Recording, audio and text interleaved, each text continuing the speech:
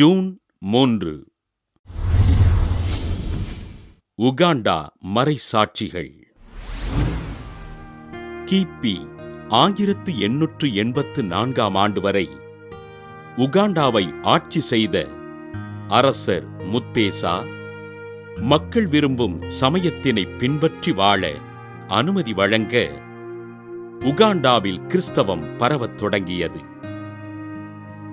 கிறிஸ்தவ மறைபணியாளர்கள் உகாண்டா மக்களுக்கு கற்பித்ததையும் மக்கள் மனம் திரும்பியதையும் கண்ட அரசன் முத்தேசா கிறிஸ்தவ மறைபணியாளர்களுக்கும் கிறிஸ்தவ மக்களுக்கும் ஆதரவளித்து அவர்களை பாதுகாத்தார்.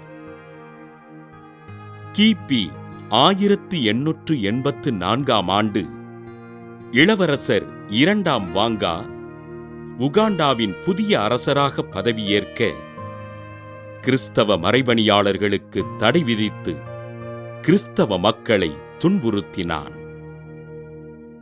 உகாண்டா மக்கள் அரச பாரம்பரியத்தின் வழிவந்த தெய்வங்களை வணங்குவதற்கு வற்புறுத்திய அரசர் 2ஆம் வாங்கா கிபி 1885 ஆண்டு கிறிஸ்தவ மறைபணியாளர்களான ஜோசப் ருக்காரமா, மார்க்க கும்பா மற்றும் நோவா சர்வாங்காவினை படுகொலை செய்தான். கிபி 1885 ஆண்டு அக்டோபர் மாதத்தில் ஆங்கிலிக்கன் திருச்சபையினை சேர்ந்த ஆயர் ஜேம்ஸ் ஹன்னிங்டன் உகாண்டாவிற்கு வருகை தர ஆயர் உகாண்டாவிற்குள் அனுமதியின்றி நுழைந்தார் என்று குற்றம் சாட்டப்பட்டு படுகொலை செய்யப்பட்டார்.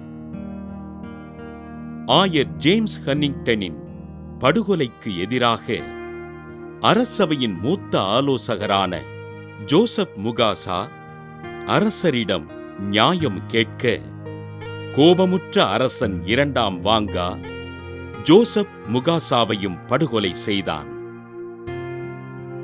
உகாண்டாவின் அரசராக பொறுப்பேற்ற முதல் நாள் முதல் எண்ணற்ற கிறிஸ்தவ மறைபணியாளர்களை துன்புறுத்தி படுகொலை செய்த அரசன் 2ஆம் வாங்கா கிபி 1886 ஆண்டு ஜூன் 3ஆம் நாள் 26 கிறிஸ்தவ மறைபணியாளர்களை துன்புறுத்தி படுகொலை செய்தான்.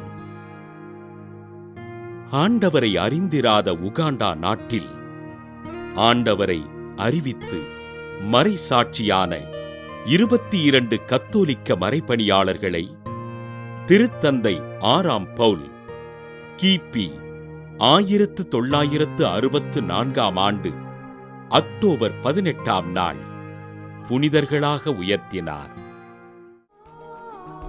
ஆண்டவரின் நற்செய்தியினை போதித்ததற்காக படுகொலை செய்யப்பட்ட உகாண்டா மறைசாட்சிகளின் திருவிழாவினை கொண்டாடுகின்ற நாம், உலகில் மறைபணிக்காக துன்பங்களை அனுபவிக்கின்ற துறவிகளுக்காகவும் மக்களுக்காகவும் ஆண்டவரிடம் ஜெபிப்போம்.